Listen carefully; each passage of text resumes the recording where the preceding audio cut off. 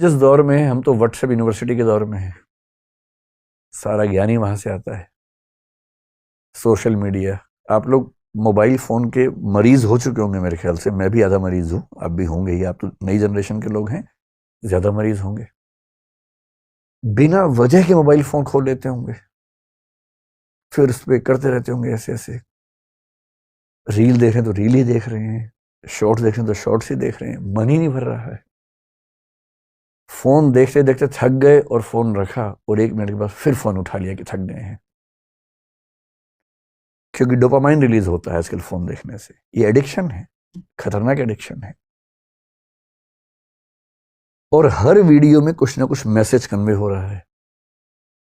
Information इतनी ज्यादा कभी नहीं आई हमारे आसपास जितनी आजकल आ रही है, और वो भी ऑडियो विजुअल फॉर्मेट में आ रही है।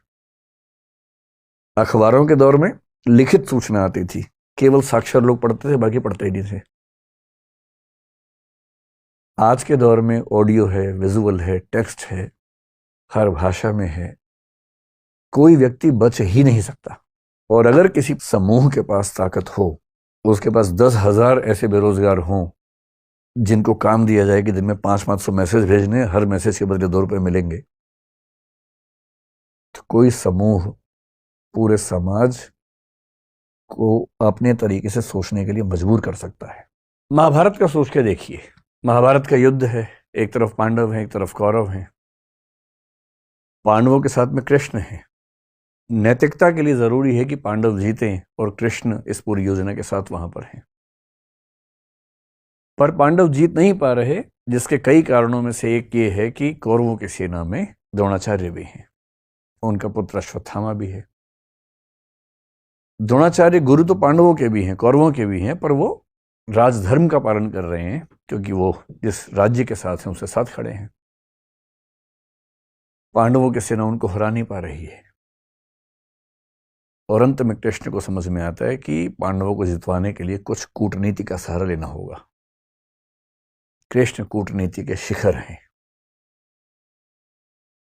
वो युधिष्ठिर से एक बात कहते हैं, पर युधिष्ठिर तैयार नहीं है एक गलत बात कहने के लिए। और अंत में कृष्ण अपनी पूरी कूटनीतिक ताकत का इस्तेमाल करके सिचुएशंस बनाते हैं। एक हाथी अश्वत्थामा नाम का, उसकी हत्या होती है। बात फैलाई जाती है कि अश्वत्थामा मारा गया। अश्वत्थामा द्रोणाचार्य के पुत्र का नाम भी है, और द्रोणाचार्य अचानक हताश होने लगते हैं। उन्हें फिर भी लगता है कि एक बार मैं खबर को ऑथेंटिकेट कर लूं, प्रामाणिक है या नहीं चेक तो कर लूं। तो वो अपने समय के सबसे प्रामाणिक व्यक्ति युधिष्ठिर से पूछते हैं। युधिष्ठिर धर्मराज हैं, झूठ नहीं बोलते हैं। पूरी पांडवों की सेना ने, टीम ने जब उनसे कहा, वो तब भी तैयार नहीं हुआ कि मैं झूठ नहीं बोलूंगा। लेकिन अब झूठ नहीं है। अश्वत्थामा की हत्या हुई है, हाथी की हुई है, तो क्या हुआ, हुई तो है ही। और तब भी वो चाह रहे हैं कि मैं पूरी बात बोलूं। द्रोणाचार्य ने पूछा कि अश्वत्थामा मारा गया? युधिष्ठिर कह रहे हैं, अश्वत्थामा हतो नरो वा कुंजरो वा। अश्वत्थामा मारा गया, आदमी था या हाथी था। लेकिन जैसे ही नरो वा कुंजरो वा कह रहे हैं, ठीक उसी क्षण में बहुत तेज शंख बजता है कृष्ण का, और उस शंख की आवाज में द्रोणाचार्य सुन नहीं पाते पूरी बात। और क्योंकि वो सुनते हैं सिर्फ इतना कि अश्वत्थामा मारा गया, वो हताश हो जाते हैं, हथियार छोड़ देते हैं, युद्ध भूमि में जमीन पर टिक के बैठ जाते हैं। और इसी क्षण का फायदा उठा के धृष्टद्युम्न उनकी हत्या कर देता है।